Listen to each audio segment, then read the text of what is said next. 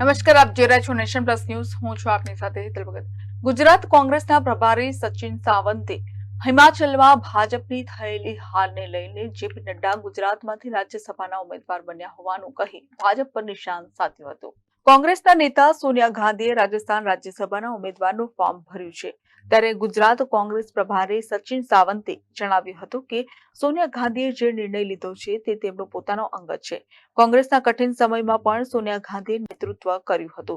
આ ઉપરાંત ભાજપના રાષ્ટ્રીય અધ્યક્ષ જેપી નડ્ડા ગુજરાતમાંથી રાજ્યસભાની ચૂંટણી માટે ઉમેદવાર છે. તેમાં પણ કહેતા સચિન સાવંતે જણાવ્યું હતું કે હિમાચલમાં ભારતીય જનતા પાર્ટીને હાર મળી હતી તે હાર તેમના કાનમાં ગુંજતી હશે, જે કારણે તેઓ હવે ગુજરાત આવ્યા છે.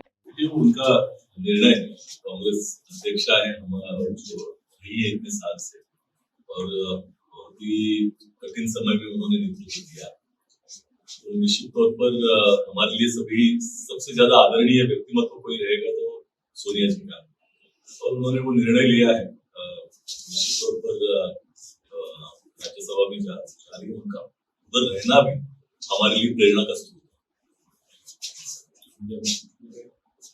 है। जेपी नड्डा ने राज्यसभा से गुजरात से नामांकन किया था, उनका नाम डिक्लेयर हो गया है, उसको लेकर आप क्या कहेंगे?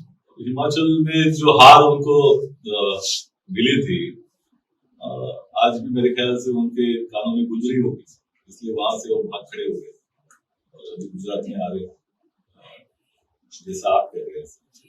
तो निश्चित तौर पर अभी वो उनकी राय है, हालांकि लेकिन हिमाचल से तो भारतीय जनता पार्टी नेस्तनाबूद हो चुकी है, ये देश को ही वहां से भागना पड़ रहा है।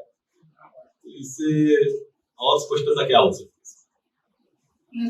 राहुल गांधी की जो यात्रा न्याय भारत जोड़ो न्याय यात्रा गुजरात के अंदर आ रही है, तो गुजरात में खास करके जो देखा जाए तो उनकी यात्रा जहाँ से शुरू हो रही है वो पूरा ट्रेडिशनली आदिवासी बेल्ट है, वो सिर्फ आदिवासी इलाकों में जा रहे हैं। कहीं ना कहीं कांग्रेस को ये लग रहा है कि आदिवासी बैंक हाथों से छूट रही है, इसीलिए ये आदिवासी बैंक को वोट बैंक में ये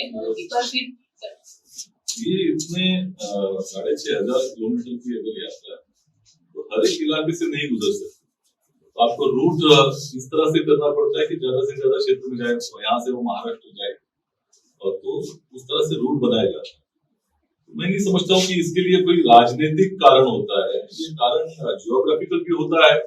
और गुजरात में आ रही यही मेरे ख्याल से गुजरात के कार्यकर्ताओं के लिए आनंद की बात है, हमारे लिए आनंद की बात है। निश्चित तौर पर इसका प्रभाव पूरे गुजरात में पड़ेगा। Report nation plus news Vadodara.